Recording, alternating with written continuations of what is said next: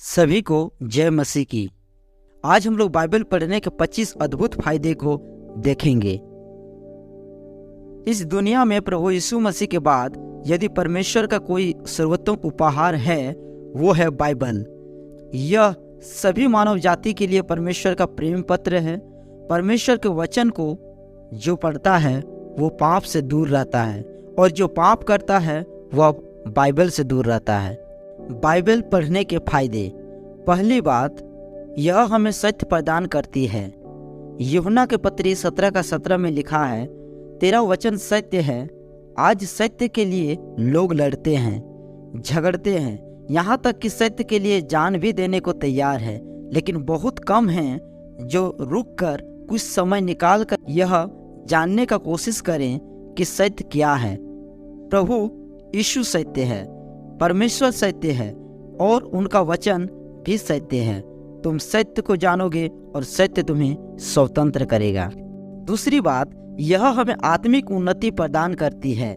तीसरा यूहन्ना 1:2 वचन लिखता है, कहता है कि जैसे तू आत्मिक उन्नति कर रहा है, मेरी इच्छा है सभी बातों में उन्नति करता जा और भला चंगा स्वस्थ रह। हमारे जीवन में भी भौतिक आशीषें हैं, वो सभी आशीषें हमारे आशीषें से जुड़ी हुई है। यदि हमारा संबंध हमारे परमेश्वर से अच्छा है तो इस संसार की तमाम आशीषें भी वो हमें यूं ही प्रदान कर देंगे। प्रभु यीशु ने कहा, पहले तो धर्म और राज्य की खोज कर, मतलब परमेश्वर की खोज कर, तो तुम्हें बाकी सारी वस्तुएं मिल जाएगी। तीसरी बात यह है कि यह हमें पापों से बचाती है। प्रभु के किसी दास ने इस प्रकार से कहा, परमेश्वर का वचन को जो पढ़ता है वो पाप से दूर रहता है, और जो पाप करता है वो बाइबल से दूर रहता है। इजराइल का महान राजा दाऊद ने अपने भजन में इस प्रकार लिखा है, मैंने तेरे अर्थात परमेश्वर के वचन को अपने दिल में रख छोड़ा है, ताकि मैं तेरे विरुद्ध पाप ना करूं। भजन संहिता 119:11 वचन।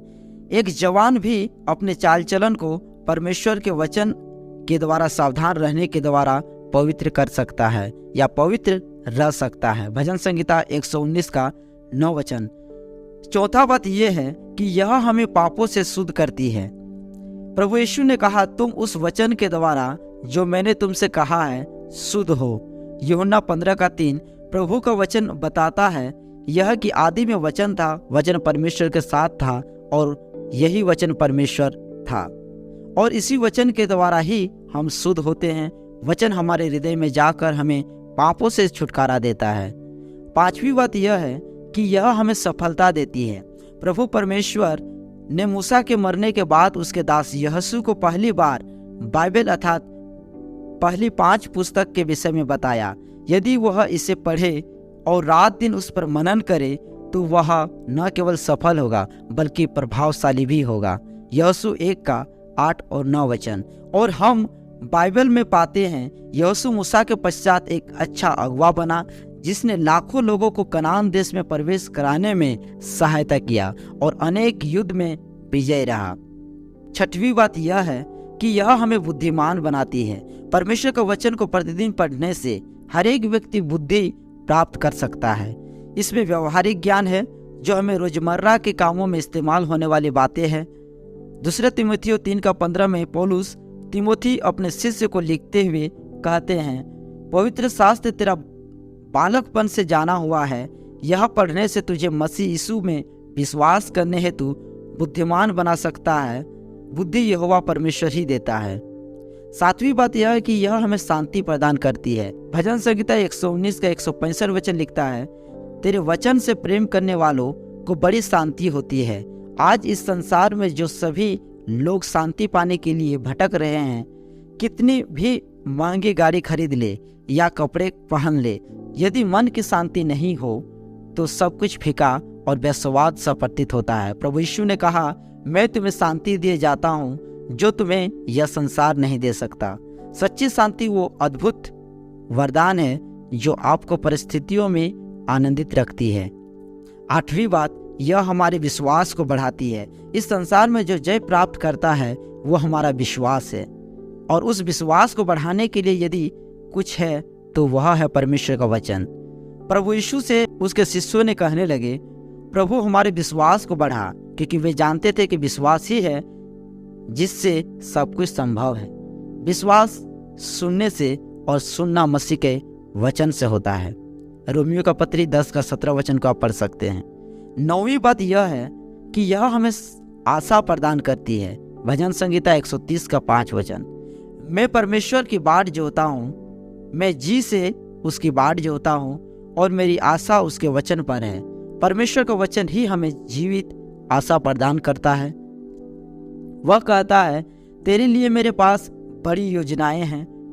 वो योजनाएं लाभ की है, हानि की नहीं है, और अंत में तुम्हारी आशा पूरी करूंगा। यिर्मयाह की पुस्तक 29:11। 10वीं बात यह हमें हर्ष और आनंद प्रदान करती है। भविष्यद्वक्ता यिर्मयाह कहते हैं, जब मुझे तेरे वचन मिले तो मानो मैंने उसे खा लिया और वे वचन मेरे लिए हर्ष और आनंद के कारण हुए। यिर्मयाह 15:16।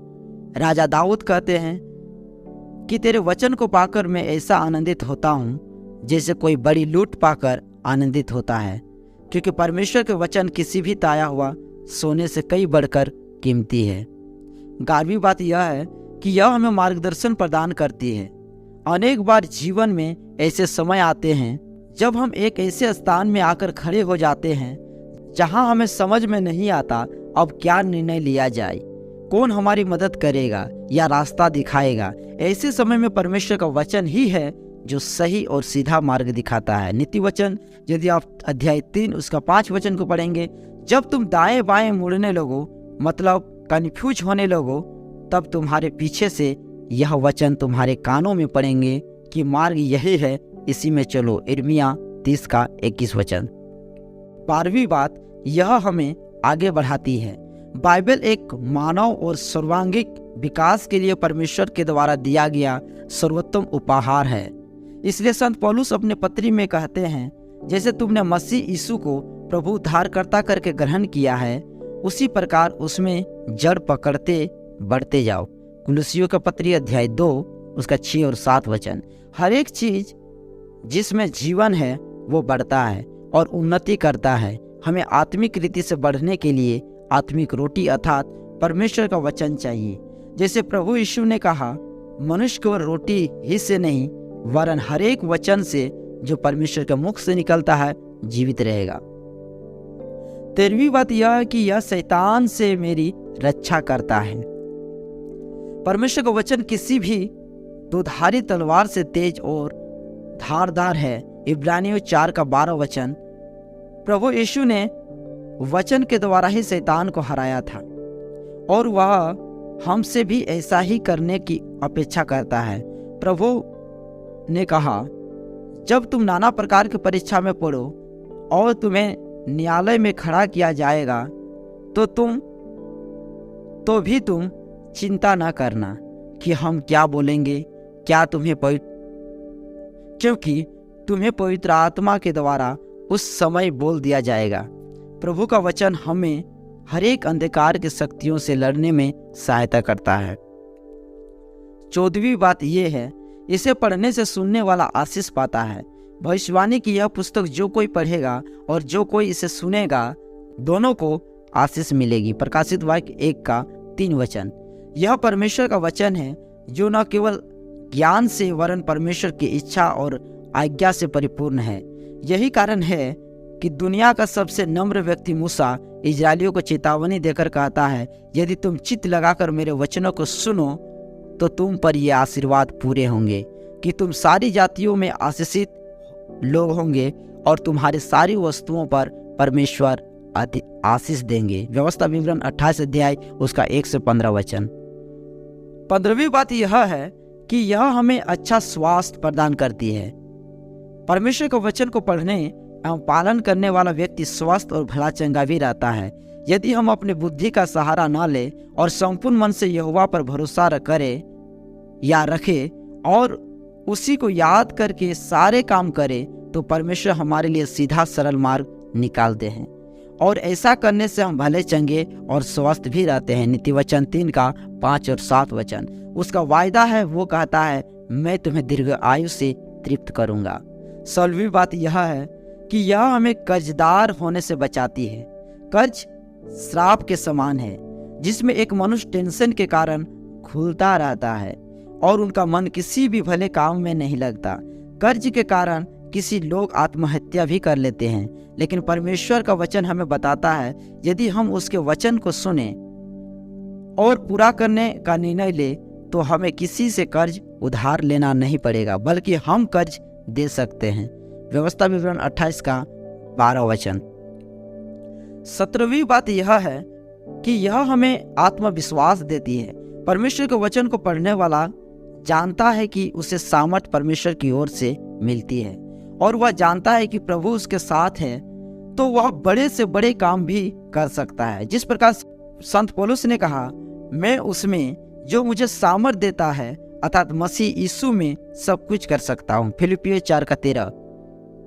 प्रभु का शिष्य पतरस भी हमें स्मरण दिलाते हैं कि तुम एक चुना हुआ वंश और राजपदधारी याजकों का समाज हो। पहला पतरस 2:9। 18वीं बात कि यह हमें नया दृष्टिकोण प्रदान करती है। जब तक हम सच्चे और जीवित परमेश्वर को और उसके वचन अर्थात बाइबल को नहीं जानते तो अपने ही मन के अनुसार चलते हैं और अज्ञानता में भटकते रहते हैं। लेकिन परमेश्वर का वचन हमारे जीवन में आने से जीवन पूरी रीति से बदल जाता है और पुरानी बातें बीत जाती हैं और हम एक नए मनुष्य बन जाते हैं। एक नई सृष्टि हमारे ऊपर से पर्दा सा हट जाता है और हम जान लेते हैं कि हम जगत की ज्योति हैं, अब तक अंधकार में जी रहे थे। मत्ती 5 का 14 वचन। 19वीं बात कि यह हमें प्रोत्साहित करती है। परमेश्वर के वचन से बढ़कर दुनिया में और कोई सच्चा प्रोत्साहन नहीं है। बाइबल हमें बताती है कि हम जगत के नमक हैं। हम जानते हैं कि नमक का कोई भी दूसरा विकल्प नहीं है। बिना नमक कोई भी भोजन बेस्वाद का होगा और नमक थोड़ा ही डाला जाता है। अतः हम वो चीज़ हैं जिसके द्वारा इस धरा में, इस संसार में स्वाद प्रदान होता है। हम बिना काम के इस धरा में नहीं हैं। हम बहुतों के आशीष के लिए इस दुनिया में मौजूद है। विश्वास करने वाले बोले आमीन। 20वीं बात यह है, इसके द्वारा बहुतों का पालन पोषण होता है। बाइबल में लिखा है कि धर्मी के वचन से बहुतों का पालन पोषण होता है। देखिए, कोई भी अपने कर्मों से धर्मी नहीं ठहर सकता, धर्मी परमेश्वर ही ठहराता है।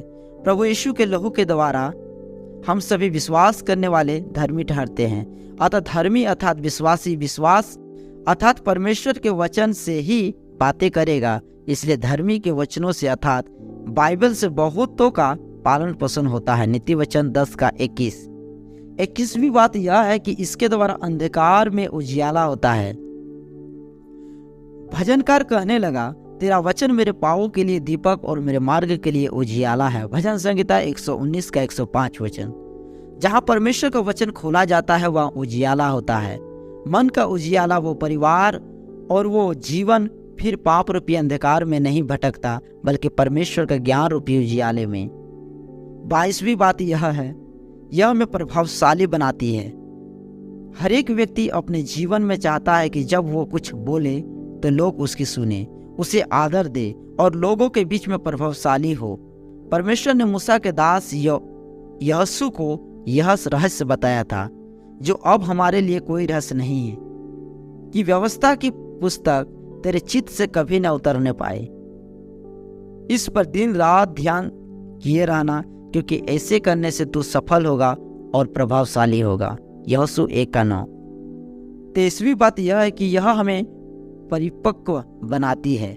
जो भी प्रभु यीशु मसीह पर विश्वास करता है और परमेश्वर की संतान बन जाता है। यूहन्ना 1 का 12।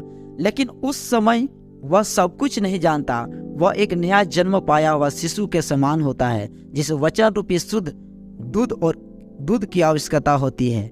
और धीरे धीरे जब वह वचन को ग्रहण करता है, पढ़ता है, उसमें जड़ पकड़ता है और बढ़ता जाता है, वह परिपक्व हो जाता है। इब्रानियों 5 का 13-14 वचन। 24वीं बात यह है कि यह हमारे विचारों को सुरक्षित रखती है। परमेश्वर का वचन न केवल शांति देता है, बल्कि हमें और हमारे विचारों को सुरक्षित भी रखता है। बाइबल परमेश्वर का वचन है। इसे पवित्र आत्मा के द्वारा प्रेरणा पाकर लिखा गया है। इसे पढ़ने वाले पहले यदि कोई प्रार्थना करता है तो पवित्र आत्मा उसकी मदद करता है और उसके विचारों को सुरक्षित रखता है।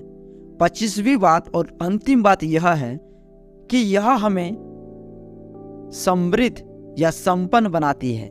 जो व्यक्ति बुराई से अलग रहता है और परमेश्वर के वचन में आनंदित रहता है, वह उस पेड़ के समान है जो नदियों के किनारे लगाया गया है। उसके पत्ते कभी मुरझाते नहीं और ऐसा व्यक्ति जो कुछ भी कहता है उसमें उसे सफलता मिलती है और वह संपन्न और समृद्धशाली हो जाता है। भजन संहिता 1 का 1 और 4 वचन। तो हम लोगों ने इन 25 पॉइंट को देखा कि बाइबल पढ़ने से हमारे जीवन में क्या फायदे होती है। परमेश्वर इस वचन से आप सभी को आशीष करे। इसलिए कभी भी बाइबल पढ़ना ना छोड़े, हमेशा आप प्रतिदिन बाइबल को पढ़ें। परमेश्वर इस वचन से आप सभी को आशीष करे। आमीन।